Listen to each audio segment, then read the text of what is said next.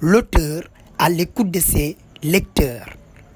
Connu sous le nom de Moustapha Djiba, écrivain, scénariste panafricain du Sénégal, originaire de la Verte Casamance, a organisé un compte rendu de lecture de son œuvre intitulée Bofa, mirage d'une paix piégée. Comment est venue l'intention du roman? Vous vous rappelez que l'événement s'est passé le 6 janvier. Donc c'est environ 2 jours après. Quand nous sommes arrivés, j'ai discuté avec quelqu'un. Moi, je lui disais que non, ce qui s'est passé à Bofa, moi je ne peux pas croire à ça. Parce qu'à chaque fois que la Casamance attend la paix, il y a un autre événement qui vient comme jeter de l'huile sur les feux. L'auteur, naturellement, Moustapha est natif de la région. Enseignant de profession, se présente comme panafricaniste, anticolonialiste, anti-impérialiste. Bofa, mirage d'une paix piégée. Rien qu'à voir le roman que nous avons, la couverture, la couleur du roman, Moustapha est très amplement ancré dans sa Casamance natale.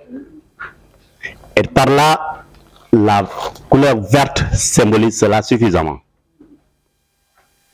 La paix a été représentée d'une part par la couleur blanche, mais puisque la paix n'a pas été définitive, Moustapha est à la recherche de cette paix par la couleur blanche qui n'a pas pratiquement occupé une grande partie de la couverture du roman.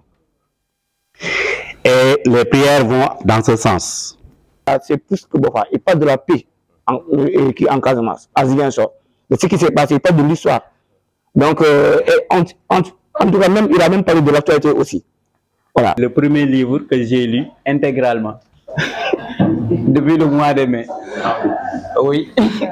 Et puisque je l'ai lu en 3 jours, pour vous dire que c'est facile à lire. Oui, c'est facile à lire. Pourquoi? Parce que je suis débutant et je l'ai lu en 3 jours. Donc c'est facile à lire. C'est facile. C'est facile à lire et à comprendre aussi. Franchement, oui. Okay. Le titre m'a captivé parce que vous savez, en lecture, c'est comme les journalistes où il faut titrer un titre qui attire l'attention du lecteur.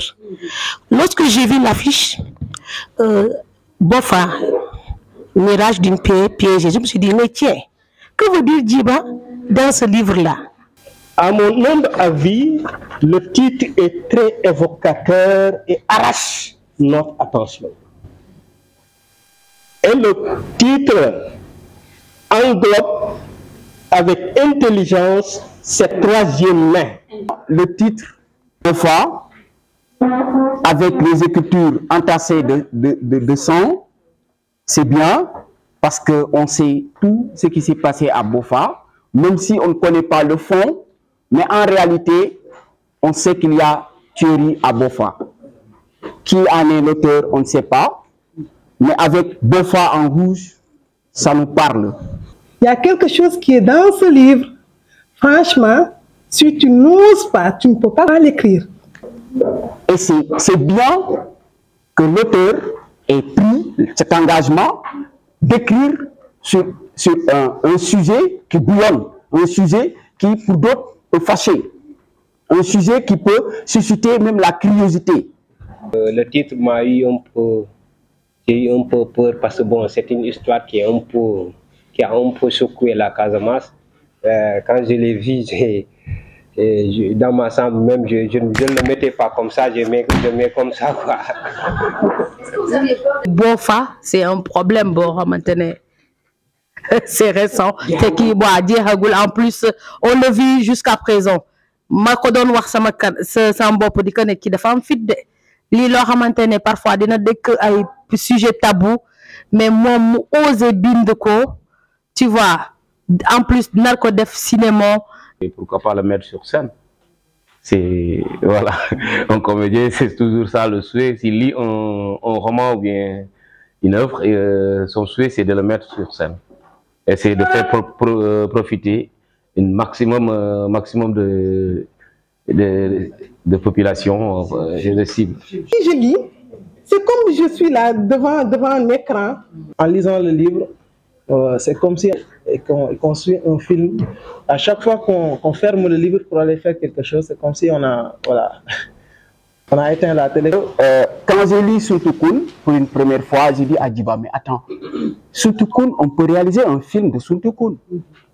Alors aujourd'hui, quand aussi j'ai commencé à lire ce livre, Bofa, Mirage d'une paix piégée, j'ai pensé aussi à la réalisation d'un film. Et heureusement, il y a des gens qui évoluent dans ce domaine qui sont là. Que théâtralement parlant ou disons de façon cinématographique, c'est sensationnel en fait. C'est vraiment sensationnel et que le spectateur, et je crois que peut-être qu'on aura un jour, on le verra un jour au niveau du petit écran ou bien au niveau de la scène, pour vivre ces moments-là, ces moments qui font voyager la personne, mais des moments qui font pleurer la personne, des moments qui font vraiment, comment dirais-je, vivre vraiment l'extrême émotion en fait. Une paix qui est piégée encore. Est-ce que réellement on est dans la paix définitive? Une paix, réellement, on se dit, ben ça va maintenant. Mais est-ce que réellement on est en paix en Casamance? Non. Parce que du jour au lendemain, on peut avoir, on ne le souhaite pas, un autre Bofa. Pour à nos nouveaux dirigeants, est-ce que vous avez espoir pour l'avenir? Espoir, oui bien sûr, il y a espoir, il y a un grand espoir. Parce que moi, j'ai fini un recueil de points il y a presque 10 ans de ça. Parce qu'en 2012, déjà, moi je pensais que le problème de la Casamance était réglé. Il fallait un dirigeant sérieux pour finaliser ça. Mais malheureusement, ça continue. Ce qui veut dire que je garde toujours l'espoir que la Casamance retrouvera ça.